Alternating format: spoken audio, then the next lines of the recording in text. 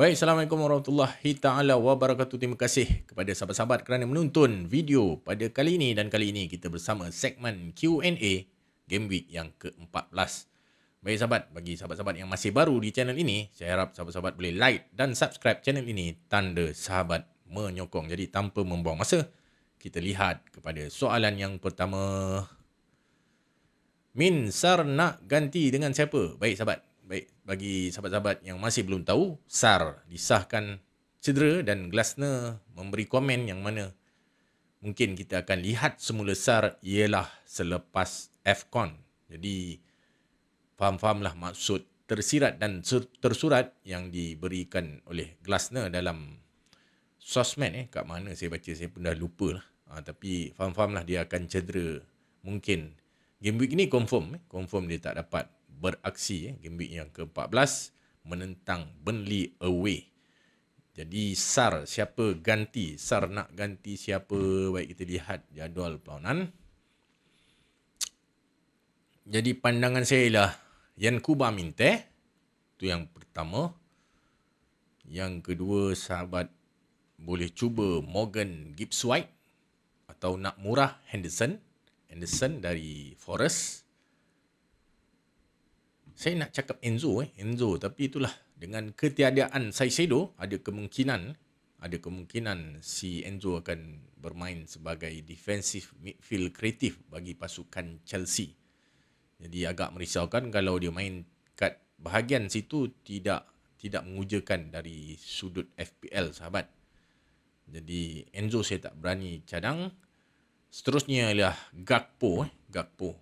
Kalau betul lah apa yang diura-urakan, Salah bakal diletakkan di bangku simpanan lagi selepas dapat chemistry line up first 11 ketika menentang West Ham.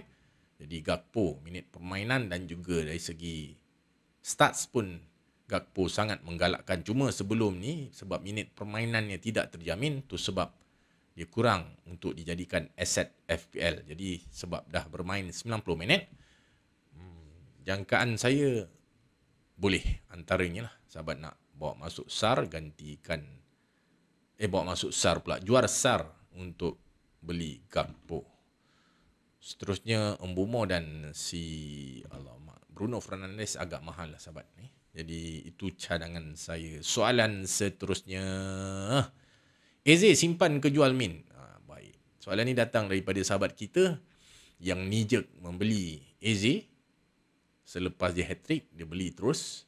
Dan macam saya katakan dalam segmen Jabs game week lepas, yang saya katakan Eze ialah calon untuk dielakkan, dan ternyata benar ketika beraksi di Stamford Bridge. Eze tidak dapat berbuat apa-apa dan dikeluarkan awal. Jadi sahabat dah ada dalam tim cadang saya, simpan.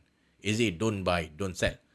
Jadi kemungkinan besar dia akan jadi kesebelasan utama dan hanya menentang Brentford sahabat.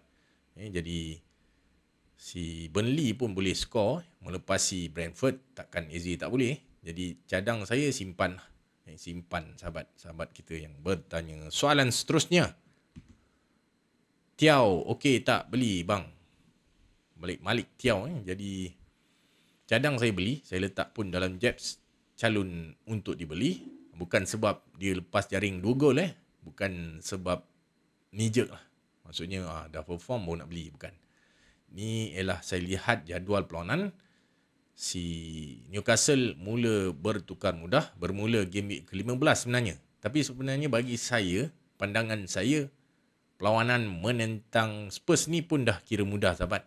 Kita pun lihat bagaimana begitu mudah The Gunners membolosi si Spurs.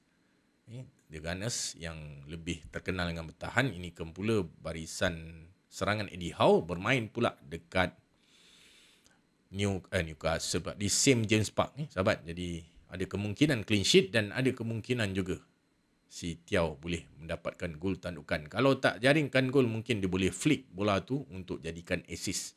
Dan dia juga baik untuk Defcon.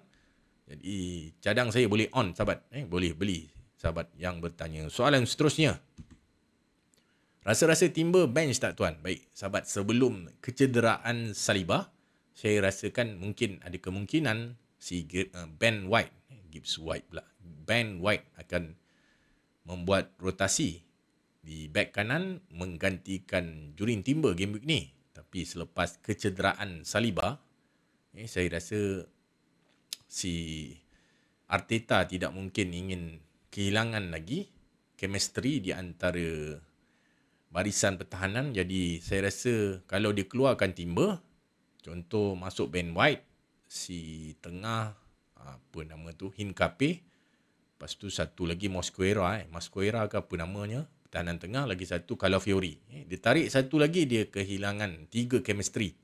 Jadi saya rasa dia akan kekal bermain. Jadi saya rasa Arteta akan menganggap perlawanan midweek ni macam UCL lah. UCL pun kadang-kadang main midweek. Si Timber kekal bermain, cuma Calafiori saja yang dirotasi. Jadi saya rasa pandangan peribadi, Timber akan bermain. Dia tidak akan bench. Rasa-rasa ni sahabat kita tanya, rasa-rasa Timber bench tak? Saya rasa tak sahabat. Dia akan bermain kesebelasan utama. Soalan seterusnya. Nak kapten siapa game week ni, Min? Baik. Yang dah kaptenkan Haaland menentang Leeds. Dah terkena. Yang triple captain pun, saya pun tumpang simpati sahabat. Tidak disangka-sangka. Ada yang katakan ada kemungkinan Leeds tu kelab lama dia. Mungkin dia tak nak menjaringkan gol ke atas Leeds. Jadi itu hanya kabar angin. Saya rasa lebih kepada setup tactical pengurus fantasi tak pula. Pengurus Leeds sahabat. Dia bermain 5 pertahanan, main wingback kiri kanan, dan 3 pertahanan tu memang marking si Haaland lah. 3 pertahanan tengah yang dimainkan memang marking Haaland. Jadi itu yang Foden berluasa dan dapat menjaringkan gol. Jadi menentang Fulham pula game week ni, main away, main kat Craven Cottage. Kalau ikutkan perlawanan yang lepas, Arsenal pun hanya golkan 1 gol sahabat. Dia bolos. Si Fulham tetap kalah, cuma hanya jaringkan 1 gol. Jangkaan saya Haaland risiko juga sahabat. Kalau jaring pun mungkin sebiji sahabat. Mungkin sebiji. Kalau setakat sebiji, mungkin sahabat boleh menongkak arus game week ni. Cadang saya kalau sahabat ada Bruno Fernandes, boleh cuba sahabat. Bruno Fernandes dia main 90 minit dan penggalas tugasan penalti. Bukan sebab 2 assist game week lepas. Ini pandangan saya ialah sebab dia ambil penalti dan menentang West Ham. Kalau sahabat lihat perlawanan di antara West Ham dan Liverpool game week lepas, percubaan banyak dibuat daripada tengah. Gol Gakpo pun dari tengah. Gol yang pertama, Allah Rabbi, saya dah lupa pula. Tapi banyak midfield lah. Senang cerita, perancang yang menjaringkan gol. Jadi cadang saya boleh cuba Mbeumo, tu calon kapten. Mbeumo pula. Mbeumo, Bruno Fernandes sebab menentang West Ham. Kalau nak ambil Arsenal, Bukayo Saka sahabat. Kalau sahabat ada Bukayo Saka. Dan ada kata Liverpool ambil Gakpo kapten, tapi saya tak berani sebab pertahanan Sunderland tidak seketum pertahanan West Ham walaupun main di Anfield. Tapi tak pasti sahabat sebab setup baru tanpa salah. Jadi kita tak tahu. Jadi yang saya berani cadangnya ialah Bruno, Mbeumo, si Bukayo Saka. Kalau nak pembeza sikit, si Allahu Rabbi Voltemade dan juga Harvey Barnes sahabat. Harvey Barnes. Itu pandangan sahaja. Soalan seterusnya. Jual Mbeumo, beli Foden. Pandangan tuan. Baik sahabat nak menjual aset yang bakal menentang West Ham home dan membeli aset yang bakal menentang Fulham away.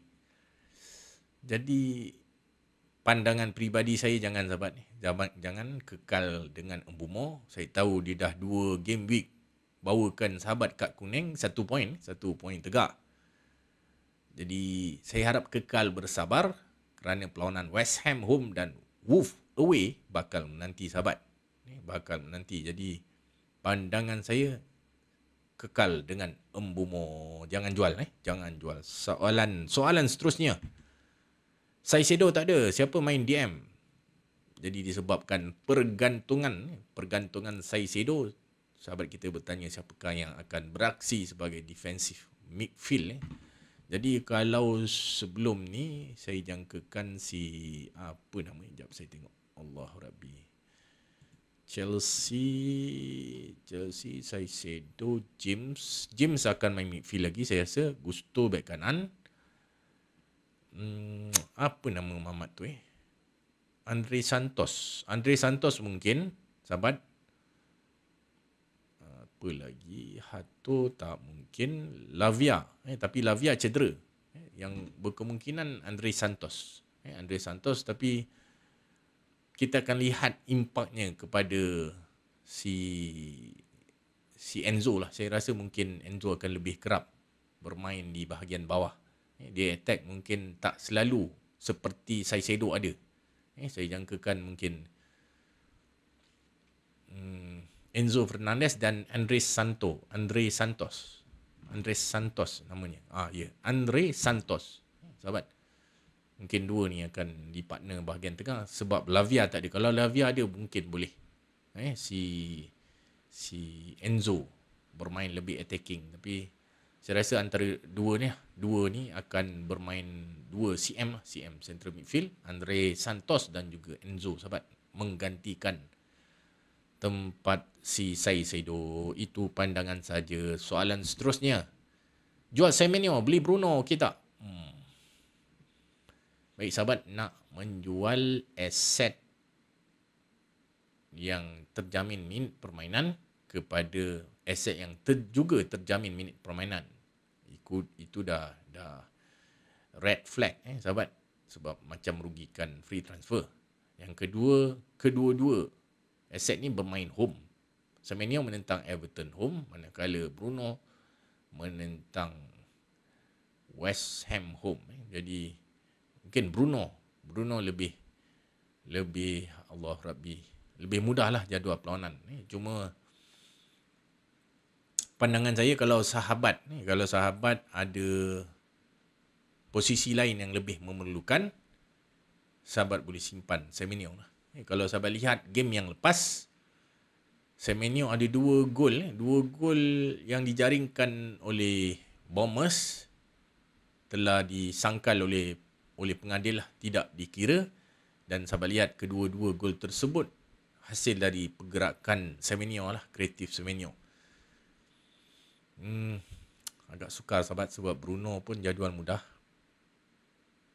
Jadi pandangan saya simpan sahabat, simpan Semenyo. Itu pandangan saya. Soalan seterusnya, mainkan Rodon ke Mukiele? Baik, saya lihat jadual perlawanan. Fixtures. Leeds menentang Chelsea home. Leeds main home. Manakala Liverpool menentang Sunderland away. Leeds home, Sunderland away. Biasanya sahabat, saya akan Allah Rabbi, dalam dilema saya akan pilih pemain yang bermain home ni. Tapi dalam situasi ni, selepas melihat bagaimana Chelsea yang saya rasa mendominasi Arsenal pada perlawanan di Stamford Bridge, saya rasa di antara Chelsea dan Liverpool, Chelsea lebih kuat bagi saya lah. Jadi pandangan saya sahabat, mainkan Mukiele. Itu pandangan saya. Baik sahabat, itu saja soalan-soalan daripada follower rakan FPL. Saya harap soalan-soalan dan dilema sahabat-sahabat kita ini dapat membantu sahabat-sahabat di luar sana bagi merangka pasukan untuk game week yang ke-14. Itu saja daripada saya. Jumpa lagi. Ingat, saya bukan Sifu. Saya hanya berkongsi info. Assalamualaikum.